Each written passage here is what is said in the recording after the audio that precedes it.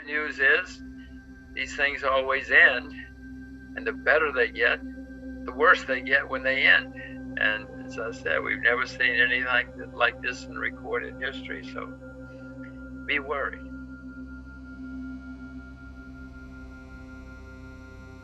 But in the meantime, there's gigantic amounts of money floating around. It's going into markets, it's going into the real economy as well. It's artificial.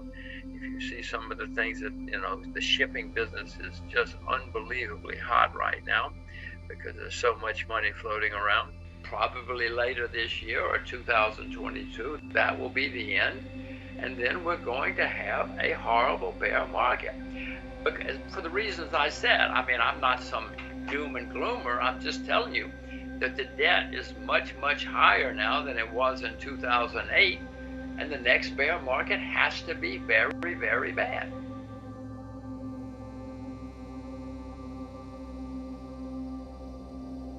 As you know,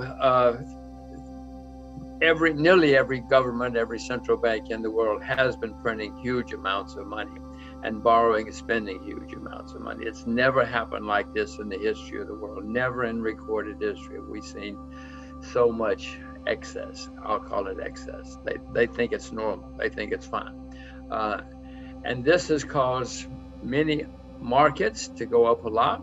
If you want to build a bridge, it takes a long time. But if you want to invest and you have a lot of money floating around, you just go on the internet and in 5 seconds you can invest in anything you want to. And that's what's been happening, and that's what's continuing to happen. All bonds, in fact, I cannot think of any bonds that are not in a bubble. The treasury bonds in the US are the lowest they've been in history.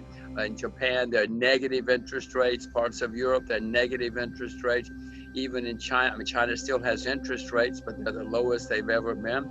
So, it's pretty simple to me.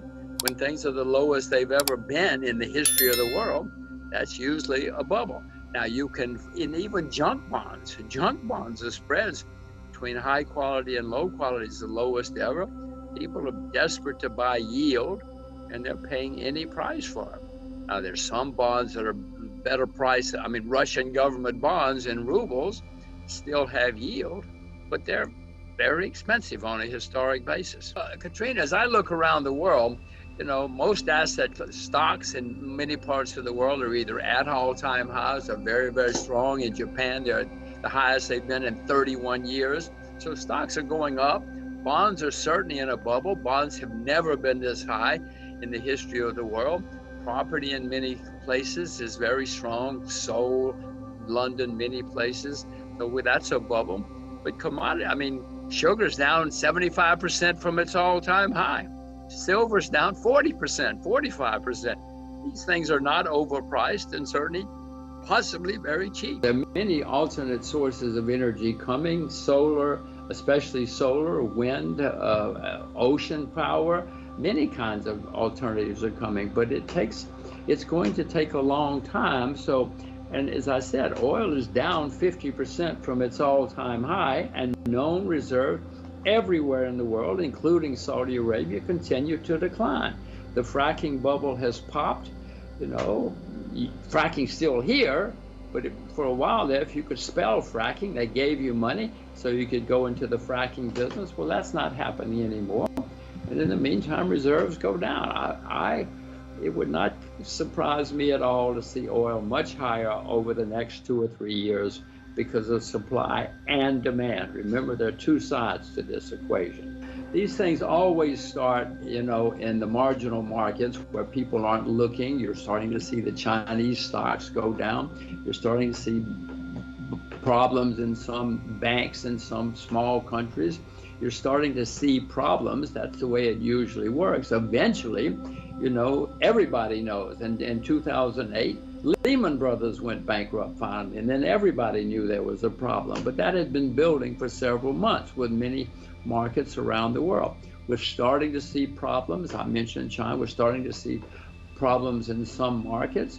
I'm not selling out yet of equities, not by any stretch of the imagination, because there's still many stocks around the world that haven't gone into a bubble yet. I expect everything to go into a bubble eventually. But when that happens, probably later this year or 2022, that will be the end. And then we're going to have a horrible bear market. Because for the reasons I said, I mean, I'm not some doom and gloomer. I'm just telling you that the debt is much, much higher now than it was in 2008. And the next bear market has to be very, very bad. I'm not buying either at the moment, but again, I'm not a good trader, but I am waiting for silver and gold to correct even more. If I were buying today, I would buy more silver than gold. Silver is down 50% from its all-time high.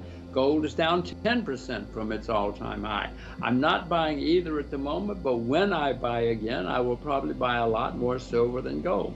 And I will watch ET to figure out when to buy. It does seem clear to the world that we're going to have electric vehicles in the future, but this takes a long time. If you remember Henry Ford's wife had an electric vehicle. She did not like internal combustion engines. She insisted that electric vehicles were the future.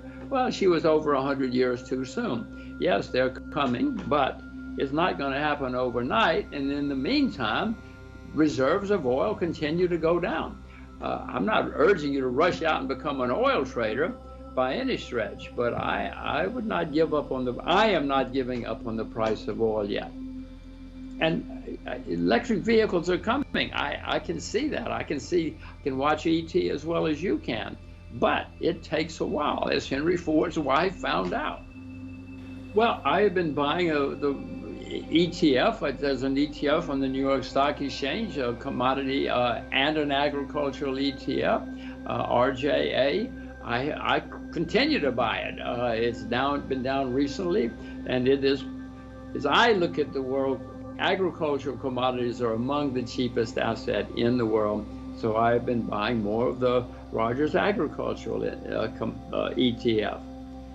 I don't know of any other asset class that is as cheap as commodities, especially agricultural commodities, anywhere in the world. But in the meantime, there's gigantic amounts of money floating around. It's going into markets. It's going into the real economy as well. It's artificial. If you see some of the things that, the shipping business is just unbelievably hot right now because there's so much money floating around. The bad news is these things always end, and the better they get, the worse they get when they end. And as I said, we've never seen anything like this in recorded history, so be worried. I'm not short. I haven't sold short anything, but I am certainly worried. Probably later this year or 2022, that will be the end. And then we're going to have a horrible bear market. You just go on the internet, and in 5 seconds you can invest in anything you want to. Nearly every government, every central bank in the world has been printing huge amounts of money.